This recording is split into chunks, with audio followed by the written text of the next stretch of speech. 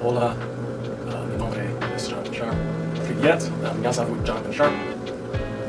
Bonjour, mon, mon nom is Jonathan Sharp. Buongiorno, konnichiwa. No, I can't remember Japanese.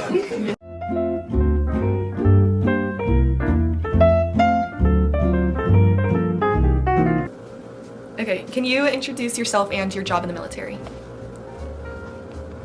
My name is Jonathan Sharp, and when I was in the military, I was a cryptologic Russian linguist.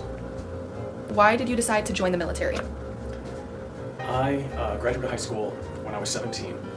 That summer I turned 18, and I hated school.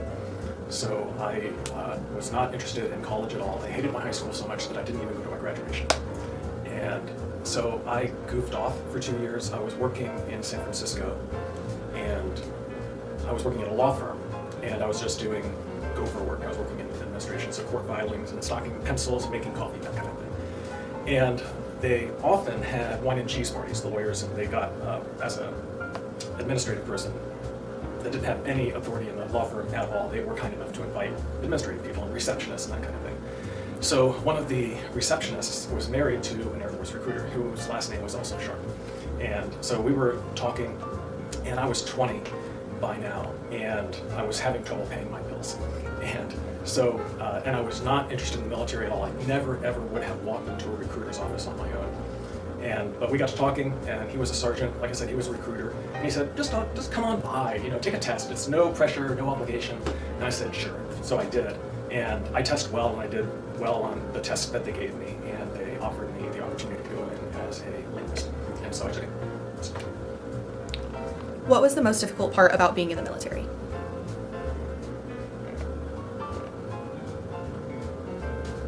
There wasn't anything overly difficult. But when I was 20, like I said, when I went in, I was ready to listen to people that were in authority over me. And I was in for 6 years, and I got out when I was 26, and I was no longer happy to do that. And so that was the hardest thing, I think, was taking orders from people who clearly didn't know what they were doing. And so that was the hardest thing. You just say, yes sir, yes ma'am, and you do it. As long as it's not illegal, you do it. How did you meet your wife, and how did you propose? She was also in the Air Force, and she was a German linguist. She was a German cryptologic linguist, and I was a Russian.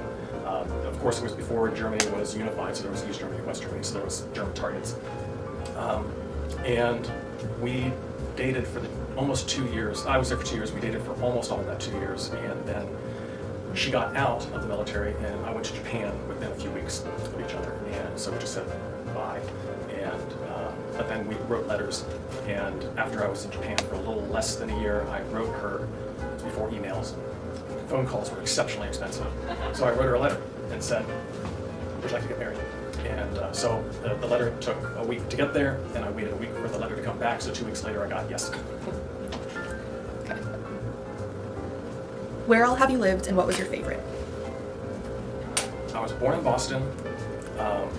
I lived for about 6 months in Berkeley, California, where my dad was going to school. Then he got a job with the Postal Service outside of Washington, D.C., so we lived in Alexandria, Virginia, and then Fairfax, Virginia, and then the summer that I was going into 10th grade, we moved to San Francisco. And that's where I graduated high school, and as I said, that's from where I joined the Air Force. Once I was in, it was Texas, so San Antonio for basic training as well as the Russian school, San Angelo for the technical aspect of what I did, and so that was 18 months of training-ish. And then to Germany, so 2 years in Berlin, to Japan, 2 years in Japan. Because I was married, my wife was living in New Jersey. I moved to New Jersey after I got out, and then from New Jersey to LA. Why did you decide to start teaching?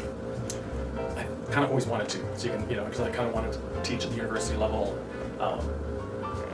But life took a turn, and the dominoes turned out to be pretty good. And then I got a master's in education from ECU in 2003, but really never used that. But when I sold the stores, it was the pandemic. And then I got vaccinated, and I started subbing at Abilene High. And Mr. Gravett and I actually taught middle school boys at Highland on Wednesday night together, so I knew him.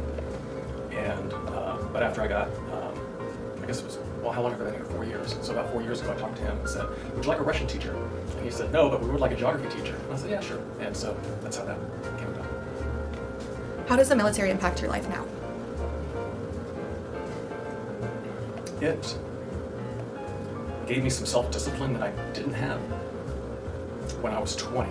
I don't know if I would have gotten it anyway. Maybe, I'd like to think that maybe I would have kind of gotten my life together by myself. But it's kind of a slacker when I was 20 in the military. Like I said, gave me some self-discipline, gave me direction, gave me some good study skills. Learning Russian in a year was a thing. You know, it was a lot of work, a lot of studying, a lot of memorizing. So I learned those tools in order that have helped me in life. Being punctual, I am on time everywhere all the time. Do you recommend joining the military? It depends on somebody's life circumstance, but it was one of the best decisions I ever made was joining the military. For somebody who likes school and has some kind of plan, the military may not be the best option. But for somebody who, like I did, lacks direction, lacked a plan, had trouble paying their bills, then yeah, the military was a good decision for me.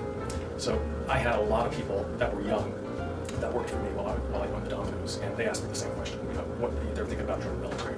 And my answer was always the same, that one of the best decisions I ever made was to join the military. The second best thing I ever did was get out when I did. 6 years was a good amount of time, and I was done. 20 would have killed me. It just would have, the acid in my stomach would have gotten so bad just because I would have to take orders from people that I just knew were incompetent, and that people that I know and I'm good friends with that retired from the military, that kind of stuff blew off their back. But it didn't. It would just drive me so crazy. And so it would not have been a good career move for me. Unless they made me a general, like right away, then it's like, good, I'm in charge, that's fine. But I was not in charge, and it was not good for me. Okay. Do you know who killed JFK? I can neither confirm nor deny any knowledge to those events. If you were on a deserted island, what 2 things would you bring and why? I would like to bring 3 things. But the first thing that I'm going to bring is a machete. Something that has a sharp blade that I can use as a tool to build things. The second thing I'm going to bring is a way to start a fire. Those 2 things I'm going to bring. The third thing that you're not going to let me have is a tarp. So that way I don't have to build shelters. So that's definitely third, because I can build something that's tarp-like as long as there's palm fronds or something like that. But definitely a knife first, fire second, because I can start the fire probably even if I don't have a flint or something to start a fire with. But the knife is really going to be hard to come by. So that's definitely another one.